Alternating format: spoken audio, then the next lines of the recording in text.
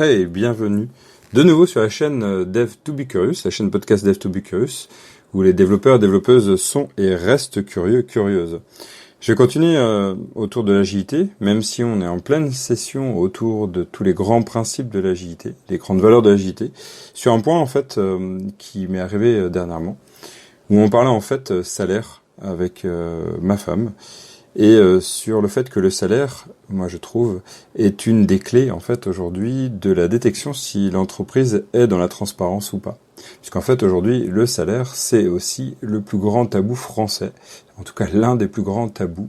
Et dans une société on peut se poser la question, est-ce que la transparence doit aller et va aller jusqu'à la présentation des salaires?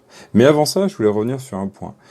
C'est au moment du recrutement. Qu'est-ce qui se passe quand on arrive au moment du recrutement? Au recrutement se joue à un moment un jeu que je trouve assez pitoyable et assez malsain. C'est, devine quel est mon salaire et quelles est, en gros, les prétentions salariales que j'ai et que je peux te proposer. Et toi, tu me diras les tiennes. Et c'est le jeu de celui qui annonce la prétention, comme ça l'autre ne va pas devoir ou pouvoir négocier autour. Et on parle bien de négociation. On est vraiment dans un système où on est chacun armé et on va devoir signer un traité de paix qui serait en fait le salaire. Et donc la prétention salariale. C'est assez abusé. En fait, chacun a ses prétentions. Et c'est vrai que c'est le plus dur en tant que salarié, c'est savoir combien on vaut et avoir peur, en fait, des fois de trop miser au risque de perdre l'emploi. Surtout quand on a une recherche qui va nous permettre de vivre et de plus être au chômage, de plus avoir des difficultés. Ok.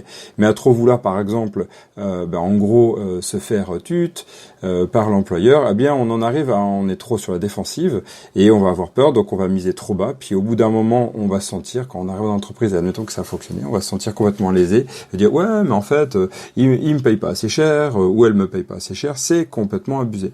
Et moi je pense qu'aujourd'hui il faut vraiment changer cette vision là. Alors c'est sûr, du côté développement, souvent les développeurs et développeuses avec quelques années d'expérience ont tendance à avoir cette vision d'être un peu les divas, c'est-à-dire dire écoute moi je vaux X 1000 euros et puis tais-toi, c'est pas autrement, c'est déjà mieux.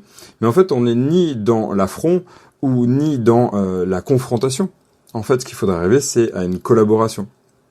Et donc, lors du recrutement, l'entreprise, elle doit déjà savoir, en fait, plutôt que jouer au jeu de je te dirai pas quelle est la prétention salariale que moi j'attends, je te dirai pas de ce que je veux, et que tant pis, t'as pas misé. Non, c'est complètement aberrant ça. En fait, pour moi, une entreprise quelle qu'elle soit doit budgéter son salaire, le salaire de son futur ou de sa future employée, et donc déjà doit savoir combien elle peut s'autoriser au maximum. Elle peut pas faire d'exception puisque ça va être quelque chose qui va être engageant pour l'entreprise. Donc déjà, elle devrait pouvoir savoir combien il faut et combien c'est acceptable. Admettons, prenons 40K. 40K, très bien. Si l'entreprise ne peut pas aller à plus de 45, elle doit annoncer à l'employé si elle peut accepter plus ou moins. Donc dire, écoutez, nos prétentions salariales, nous, qu'on peut accepter, c'est entre 40 et 45K, ou entre 30 et 45K. Et après, ça sera suivant le niveau, suivant l'expertise, pas le niveau du diplôme. Le diplôme, c'est complètement aberrant. Non, on va chercher vraiment la valeur réelle. Et il va falloir que la valeur, elle se prouve. Et se prouve comment? Par du résultat. Et donc, on en revient à ça, c'est-à-dire que on est sur cette notion, avant de reparler de transparence, d'annoncer le salaire, et transparence annoncée dans toute l'entreprise.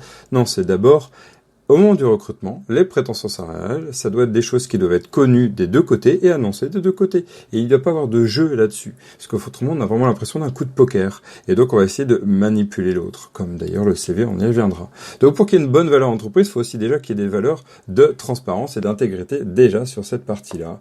Et la transparence, ça passe aussi par l'annonce du salaire. Ça passe aussi par l'annonce de la prétention salariale. Et tout salarié doit savoir aussi ce qu'il vaut. Moi, je vaux tant parce que j'ai tant d'années d'expérience. Et surtout, cette année d'expérience, ça s'explique par ceci, par cela. On ne doit pas rentrer dans la justification, mais on doit être capable de l'expliquer concrètement. Vous savez, parmi les 4 piliers de la confiance, le premier, c'est ce qu'on peut annoncer, ce sont nos intentions, notre intégrité, et est-ce qu'on a les capacités de prouver qu'on a autant et qu'on vaut autant. Et après, l'entreprise, elle a budgété ça. Donc, messieurs, mesdames, les employeurs, les employés, les recruteurs, les recruteuses, annoncez les prétentions salariales l'autre jeu au jeu de je te cache ça pour faire surprise, tu t'es trompé. Non, arrêtez ce jeu enfant. C'est vraiment de l'enfantillage basique. Et aujourd'hui, j'aimerais qu'on revienne à des choses, des valeurs claires. Et vous verrez que c'est beaucoup plus sain. Passons donc au deuxième point, celui que je vous annonçais dès le début. Ce deuxième point, c'est en tant qu'employé, ce qu'on aime bien aussi, c'est avoir un salaire. Et en France, alors je ne sais pas les autres pays, mais on a tendance à ne surtout pas vouloir annoncer à nos autres collègues combien on gagne. On a peur déjà de remarquer qu'on s'est fait un peu bien baiser la figure, pardon du terme, ou alors que, en fait, on gagne plus que les autres, et là, se sentir un peu en défaut, et dire, mais pourquoi moi je gagne plus, alors que j'ai l'impression de faire moins, et ça amène des jeux horribles. Alors qu'en fait, on pourrait arriver à un système où, peut-être pas la toute transparence, mais il y a des entreprises et des personnes qui y pensent. Est-ce qu'il faudrait pas, en tant que développeur, développeuse, accepter qu'on présente tous et toutes notre salaire dans l'entreprise. Et j'ai pas un avis tranché. Dans mon entreprise, on a testé ces différentes idées. Alors, je suis pas allé jusqu'à la transparence complète parce que les salariés avaient pas l'air de le vouloir. Je l'ai même proposé. Mais ça avait pas l'air de trop fonctionner, ça avait pas l'air de trop adhérer, je ne sais pas pourquoi. Peut-être que cette envie aussi de pouvoir essayer de grappiller un peu plus que l'autre existe encore, mais moi je trouve qu'on arrive encore à un système enfant, avec papa, maman et les enfants qui essayent de plaire un peu plus à papa, maman. Et ça, moi je trouve que ce système patriarcal, matriarcal est très malsain.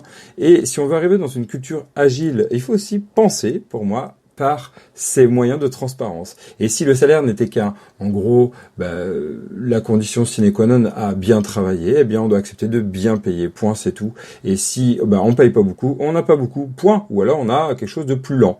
Point, c'est tout. Et des fois, on peut payer quelqu'un qui va pas rapidement, mais qui fait quelque chose d'extrême qualité. Et c'est aussi, mais ça dépend juste de ce qu'on veut. Donc, la transparence doit aussi passer par là. Qu'est-ce qu'on veut en amont? Qu'est-ce qu'on peut accepter? Si je résume, est-ce qu'on doit arriver donc à la transparence totale et présenter le salaire à tout le monde? Ça, c'est la première question. Sinon, qu'est-ce que ça engendre? Est-ce qu'on en est capable d'accepter ça? Et comment on peut réussir à amener de la transparence, même en amont, c'est-à-dire lors du recrutement? C'est-à-dire avoir un vrai contrat de collaboration et non un contrat d'armée, un contrat de protection, qui est actuellement ce qui se passe. Et vous, qu'est-ce que vous en pensez? Qu'est-ce que vous pensez de ce système-là? Est-ce que vous pensez que ça fait partie des valeurs de l'agilité? Est-ce que vous pensez que c'est quelque chose qui est essentiel pour arriver à un bon contrat agile, avoir un bon état d'esprit en entreprise? Parlez-moi-en, c'est avec grand plaisir. Et je vous dis à la prochaine fois autour du podcast, autour de l'agilité. On va parler la prochaine fois sur les prochains principes de l'agilité. Et on parlera de tout ce qui est communication, tout ce qui est valeur propre au rendu, à l'itération. Je vous dis à très vite et d'ici là, restez curieux, restez curieuse. Ciao.